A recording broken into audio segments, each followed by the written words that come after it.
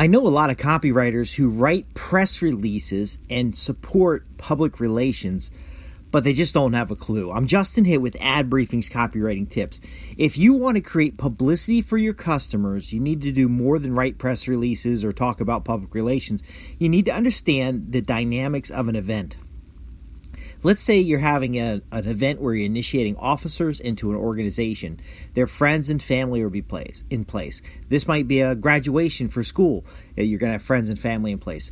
Do you really want a reporter there doing video and doing photography when you have family members, minors, and other people who have not specifically offered or provided their permission to be in the audience of the show as a publicity opportunity? If you're doing a demonstration of a product, do you want to have a reporter just show up without a guideline or some idea of what's happening? A reporter is going to look for the story. In the event of your officers initiated into Rotary, there's probably no controversy related to that. But officers or deacons initiated into a religious organization or a fraternal organization, like, for example, you wouldn't just have the reporters out to the Fraternal Order of Police meeting or officer initiation, because it puts the family members at risk. You do not want to have photographs of general audiences in a situation where you're presenting people of public figures or people of authority inside of an organization that could be considered controversial or awkward on the outside. Now, you may, as a copywriter, you may not be doing public relations for Masons or a trade union or political organizations, but then again, you have to understand these points for even your customer. Let's say your customer is doing a product demonstration, and the product demonstration, you're inviting reporters out to see it, but the demonstration hasn't been well rehearsed. The demonstration could have something to fail. There might be safety considerations. You want to make sure that you're structuring a media event, and that's why politicians, large organizations, including nonprofits and charities, they do what's called a press conference. A press conference is a very controlled environment where it's just the representative of the organization and the media audience. It's very time effective for the media, and it's very useful in guiding the narrative of the message that you're going to share with your press or your public relations teams. Now, what's important about these events is you've not only developed the press release, but you've developed the fact sheet or information sheet. You may have a sheet with frequently asked questions, and it helps that reporter cultivate a story that is positive about your organization, that is forwarding your overall message, and that also helps the reporter understand what they're doing. In the case of an officer initiation or an award ceremony, it helps the reporter get the name spelled correctly and to know who is in what position, to understand the mission of the organization, to develop a characteristic around the event so that it is both time effective for the reporter, so the reporter actually gets a story written, and also a positive reflection of your organization. If you're going to do an event, like let's say you're doing a fundraising event and you want to invite media, everybody in the room, and this is the legal criteria, I'm not a lawyer, but you will want to check this with your lawyer, but if you're going to have live video at an event, you need a consent from everybody in the audience. Let me share a reason why. Local fire department is initiating their new chief, or they're recognizing their new chief. They have a presentation meeting. A professional photographer or reporter will not take pictures of the audience. Okay? Your police chiefs, your fire chiefs, your medical services people, their families are often at risk when it comes to retribution or, for example, evidence found about an arson. The arsonist was pissed off because he was identified and possibly found, actually went and burned down some of the homes of the firefighters. See, this is something you want to be aware of, and so you want to make sure that the people in the audience know they're going to be photographed. You don't want to bring photographers or a camera crew to the event where there's going to be family members. And in some cases, you may even want to stage your photographs with a professional photographer that your organization owns. Now, I might be a little bit different because I've worked for government contracting agencies. I've worked for the military. I've worked for law enforcement. I've worked for in a far variety of organizations. But the press conference is best because you control the narrative. You control the circumstances. So if you're going to have an induction of your fire chief, and there's going to be families and friends there, you do that in a ceremony that's separate, and then afterwards you have a press event or a reception where the reporters can ask questions, where the reporters can take pictures, but you don't make the reporter sit in the audience the whole time and watch this thing go on. You don't invite reporters to graduation ceremonies when you have minor children graduating. If there's a local event where kids are performing, sure, that's cute and things like that, but you don't put it on the front page of the newspaper in case there's a custody issue with one of the children on stage, something private that folks don't want to talk about. Many times I've talked with parents of affluent families who would prefer their child not be on the front page of anything until they're at least in high school in an organized sport, or even further along in college as a consenting adult. You may think I'm being a little sensitive here, but when your customer asks you to write a press release, don't just write a press release. They can get a $99 press release somewhere that talks about the few points.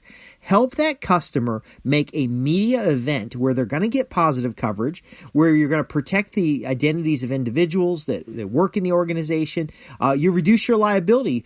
For example, one client had an event planned where they were going to do a panning shot of all the employees.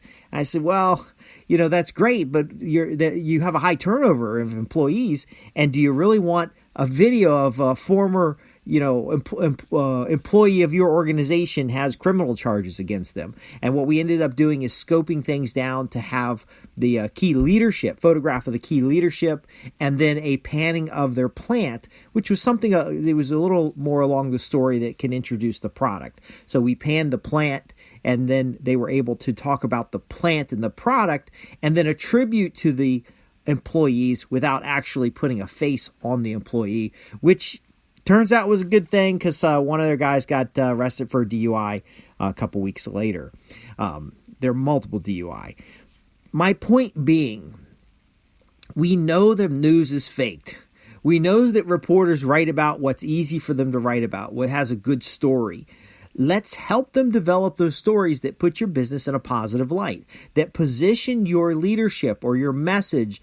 If you're doing a fundraising event and they're panning around and they're seeing people with Gucci purses or something, you don't want a bad impression that this church is trying to raise money and they're using it improperly because now they have golden candlesticks on the altar.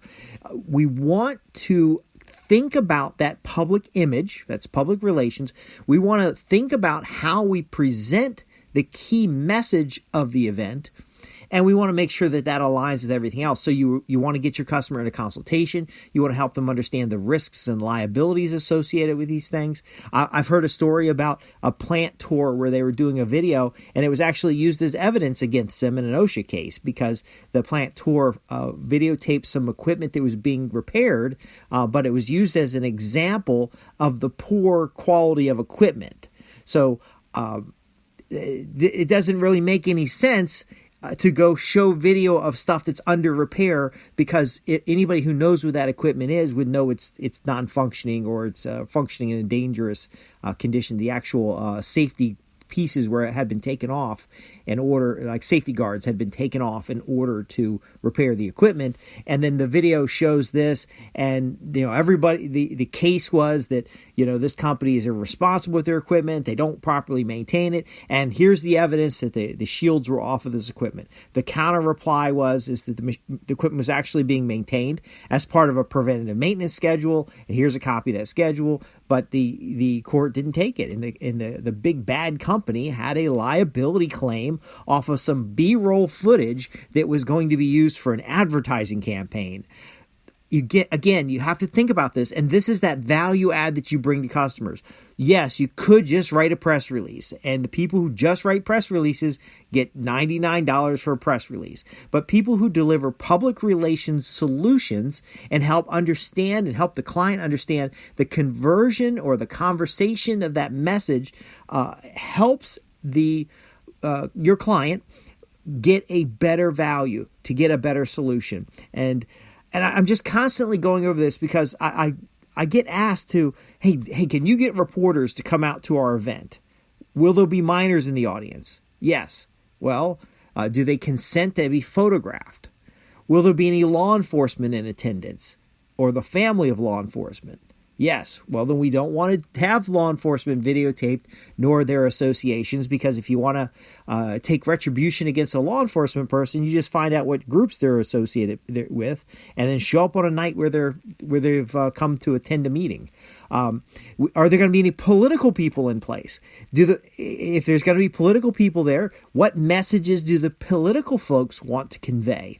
If it's a nonprofit organization, what is the key theme of the nonprofit or the mission of the nonprofit, and how can we work that into the message and what's going on? Are there any symbols or any information that you see on the walls or placards that may be misunderstood by someone outside the organization that might need an explanation or not be relevant at all and not included in any photographs?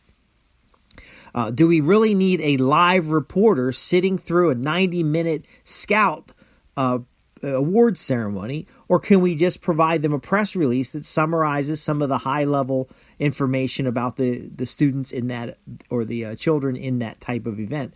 So we've got privacy issues to consider. We've got protection of children to consider. We've got the protection of law enforcement and first responders to consider. We've got the integrity of the message to consider.